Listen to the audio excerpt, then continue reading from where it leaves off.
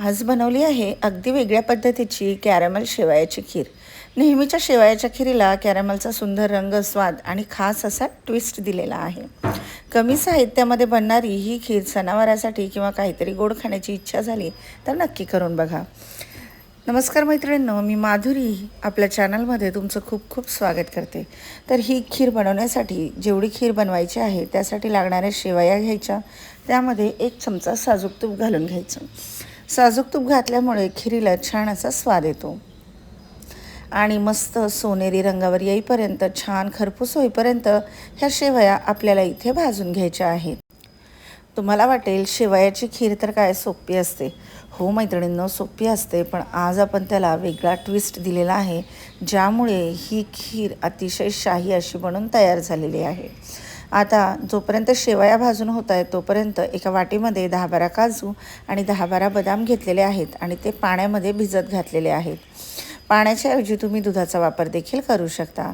दुसरी गोष्ट म्हणजे शेवया भाजणं देखील तितकंच इम्पॉर्टंट आहे. शेवया जर व्यवस्थित भाजल्या नाही गेल्या तर त्याचा गचका होऊ शकतो, खीर चिकट होऊ शकते आणि अजिबात चवीला चांगली लागत नाही. आता जोपर्यंत शेवया भाजून होत आहेत तोपर्यंत मी दुसऱ्या गॅसवर 1 लिटर फुल क्रीम दूध उकळण्यासाठी ठेवलेलं आहे. दूध छान गरम करून घ्यायचं. शक्य असेल तर थोडंसं आटवून घेतलं तरी देखील चालेल.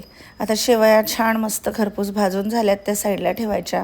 त्यानंतर एक पॅन किंवा कढई घ्यायची, त्यामध्ये 1 चमचा तूप घालायचं. त्यामध्ये 1 वाटी साखर घालून घ्यायची आहे. साखरेचं प्रमाण तुम्ही तुमच्या आवडीप्रमाणे कमी जास्त करू शकता. आता ह्या साखरेचं आपल्याला इथे कॅरमेल करून घ्यायचं आहे. ह्या कॅरमेलमुळे खिरीला छान अशी चव येते, कलर देखील खूप सुंदर येतो आणि खायला म्हणाल तर अगदी भन्नाट लागेल. कारण जिथे 1 वाटी लागती ना खीर, तिथे 2 वाट्या खीर तर कुणीही सहजच खाईल.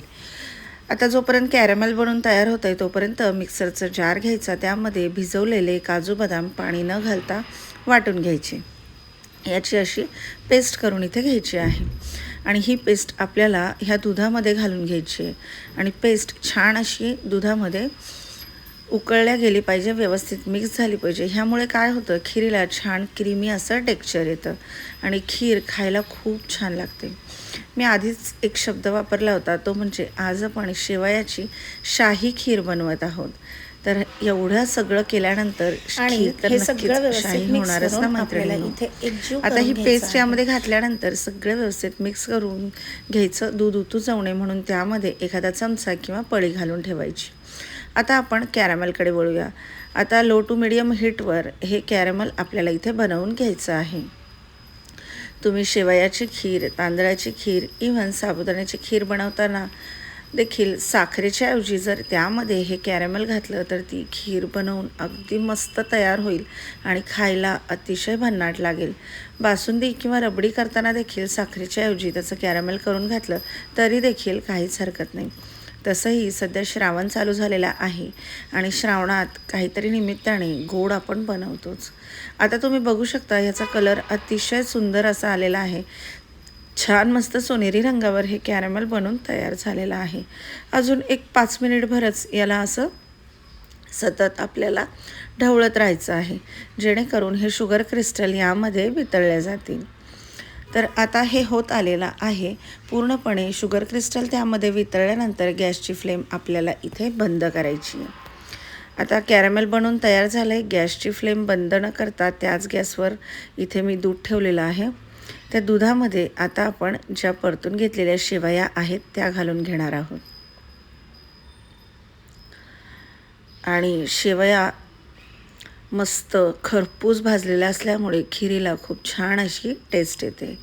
आता ह्या शेवया ह्या दुधामध्ये व्यवस्थित अशा आपल्याला शिजवून घ्यायच्या आहेत आणि दूध जसं जसं आटेल तसं तसं खीर अजून खायला मस्त लागते. आणि त्यामध्ये काजू बदामची पेस्ट आहे, त्यानंतर तुपात भाजल्यामुळे तुपाचा देखील यामध्ये फ्लेवर अतिशय मस्त असा आलेला आहे. तर खीर ह्या पद्धतीने नक्की बनवून बघा, तुम्हाला नक्कीच आवडेल. आता शेवया व्यवस्थित शिजवून घ्यायच्या आणि थोड्याशा शिजून झाल्या की त्यामध्ये हे बनवून घेतलेलं कॅरमल घालायचं. आता कॅरमल घालताना गॅसची फ्लेम एकतर खूप मंद ठेवायची किंवा गॅस बंद केला तरी देखील चालेल, कारण बऱ्याचदा ते उडण्याचे चान्सेस असतात आणि कॅरमल टाकताना खूप हळूहळू आपल्याला यामध्ये टाकून घ्यायचं आहे. आणि थोडंसं असं फसफसल्यासारखं जरी झालं तरी देखील अजिबात घाबरायचं नाही, कारण ते गॅसच्या फ्लेममुळे, गॅसच्या हीटमुळे त्यामध्ये वितळून व्यवस्थित असं मिक्स होतं. फक्त यामध्ये घालताना हळूहळू घालायचं, जेणेकरून ते हातावर उडणार नाही. तर ही प्रोसेस खूप स्लो करायची आहे आणि हीच आपल्या खिरीची अगदी महत्त्वाची प्रोसेस आहे.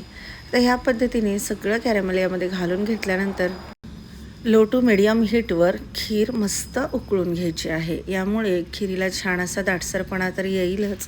काजू, बदाम आणि कॅरमल सगळ्यांचा फ्लेवर अगदी एकजीव होऊन जाईल. आता सतत चमचा यामध्ये चालवत राहायचं आहे, सतत असं हलवत राहायचं आहे, जेणेकरून हे व्यवस्थित सगळं मिक्स होऊन जाईल. गॅसची फ्लेम आपण लो टू मिडियमच ठेवलेली आहे. आणि मैत्रिणींनो, तुम्ही पाहू शकता खिरीला कलर किती सुंदर आला आहे. ह्यामध्ये आपण केसर किंवा कुठल्याही प्रकारचा आर्टिफिशियल कलर अजिबात ॲड केलेला नाही. आता सगळ्यात शेवटी यामध्ये विलायची पावडर घालायची. कुठलाही गोडाचा पदार्थ करताना तो पदार्थ झाल्यानंतर त्यामध्ये विलायची किंवा जायफळ ॲड करायचं. त्यामुळे विलायची जायफळाचा फ्लेवर त्यामध्ये अगदी व्यवस्थित राहतो. आधीच जर तुम्ही ह्यामध्ये वेलची किंवा जायफळ टाकलं तर तो वास उडून जातो. त्यामुळे ही स्टेप आपल्याला सगळ्यात शेवटी करायची आहे. तर मैत्रिणींनो, अतिशय सुंदर अशी खीर इथे बनून तयार झालेली आहे. रेसिपी नक्की ट्राय करा. कशी वाटली कमेंट करून सांगा. भेटूया अशाच एका छानशा नवीन रेसिपीच्या व्हिडिओमध्ये. तोपर्यंत तुम्हा सगळ्यांना खूप खूप धन्यवाद.